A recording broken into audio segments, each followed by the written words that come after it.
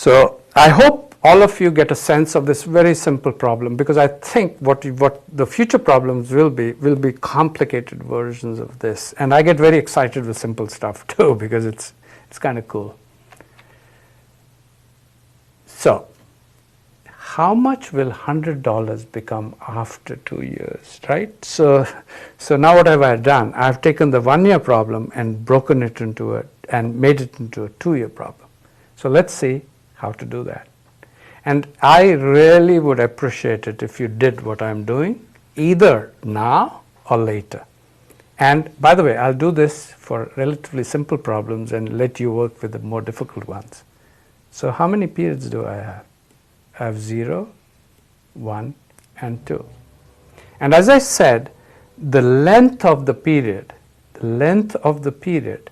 is a year, but that's artificially chosen. I'm just choosing it for simplicity. It can be anything. We'll see that in a second. So, okay, so 1 year, 2 years. And what is the question asking me? So you put $100 in the bank, and you're asking yourself, how much will you become at this point? So what is the future value of this, right? So the question is pretty straightforward, but it is a little bit complicated. So here's what the answer will be. And I'll tell you the answer first. The answer will be $121. It's clearly more than 110, but it's 121. And this, in all of this, that $1, this guy, if you understand where that's coming from, you'll see how it'll blow your mind when you increase the number of periods. Okay? So here's a simple way of understanding what's going on. So I'm going to do the example without a formula, right? Or whatever, with a formula that we already know. So can you tell me how much will this be at this point? Do we know how to solve a 1 period problem? Of course we do. We know this is 110. Why? Because this was 100 times 1.1, right?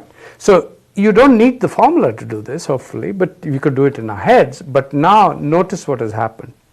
I can use the same 1 period concept conceptually to move 1 period forward. So what will this amount, which is 110, be after 1 year? And what will you do again? You will take 110, multiply again by 1.1.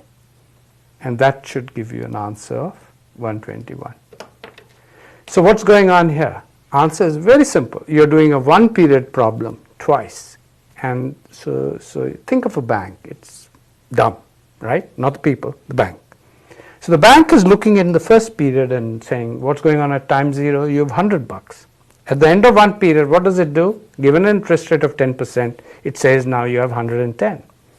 But the bank doesn't know the difference between the $10 that you didn't have in the first year, but now have. So $110 bucks are the same. So it thinks you now have, rightly so, $110 and takes it forward another period. It becomes $121. So what's going on? Where is that $1 coming from? So if you think about it, you're getting $10 here and $10 here. That's one way to think about it. Why? Because this 10 is 10% of this for the first period, and this 10 is again a 10% of this in the first period. So if you add up those, you have 100 plus 10 plus 10.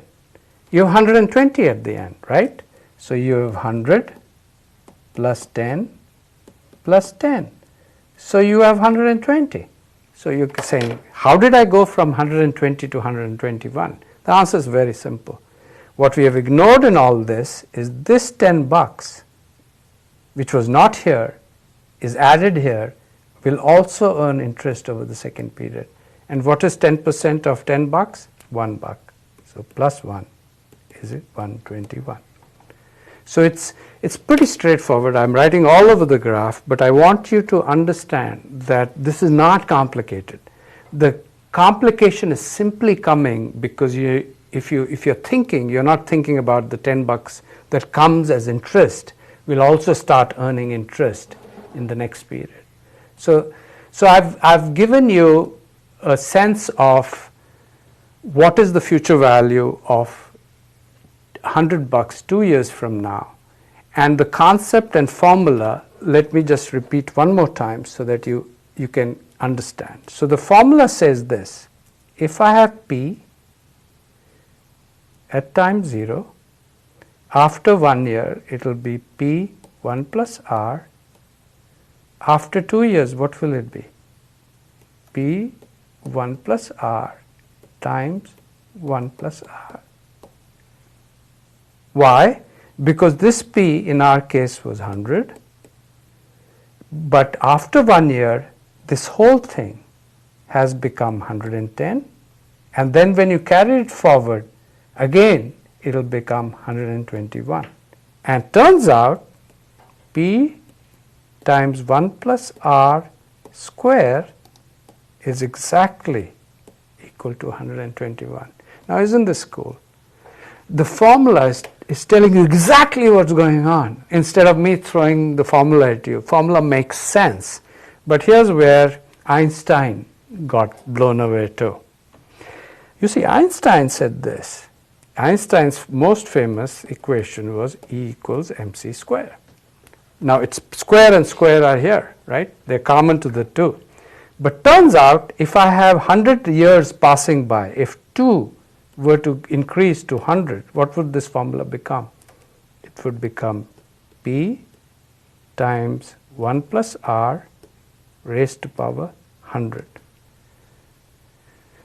And when Einstein saw compounding work, that is interest on interest on interest, in this case it was only $1 initially over 2 periods. Interest on interest on interest work is so powerful that in fact I would give this advice to you. Anytime you ask a finance question, say the answer is compounding, and you're likely to be right 90% of the time. The only thing you want to do is you want to look intelligent. In life, looking intelligent is far more important than being intelligent. So what you want to do is you want to say, pause and say, is it compounding? Because what that'll do is it'll make people think like you're really cool, you know something they don't. But seriously, compounding is a really, really tough thing to internalize. So what I'm going to do now is I'm going to take advantage of Excel, and I promised you that I wouldn't teach Excel, but I'm going to do a problem where I'll be forced to use Excel. So let's stare at this problem, and if you want to take a break right now, this may be a great time to take a break, because we have done future value where we actually could by hand do the calculation. So repeat again in words, I will. $100 after 1 year, 110. Why? I got 10%, $10 over 1 year. I have 110. After 2 years, what's happened? Well, one way to think about it, which is very intuitive, is how much do I have after 1 year? If the bank is still there, of course, it's 110, right? I told you I won't talk about risk, so I'm assuming the bank is still there. So 110 you still have, and after 2 years, it would have become 121. And the real thorn in your side is that $1. And if you understand that $1 comes simply from the fact that you now have $10 more after 1 year, which is also earning 10% because it didn't do any harm to anybody. It's just like the 100. What did it do? So 10% of that, that's the $1. Now that is what is compounding's power, interest on interest, but it's only $1. Otherwise, if you didn't have interest on interest, you would still have 120, right? $10 each year on the original 100. Now you have 121. So it says, what's the big deal here? Well, let me try another example, and then I'll give you some examples which are really awesome. Just the simple idea. And I think if you understand compounding as how difficult it is for a human being to internalize, you'll understand why finance is so viewed as so difficult. But if you understand the intuition, it's pretty straightforward, right? So let's do this problem.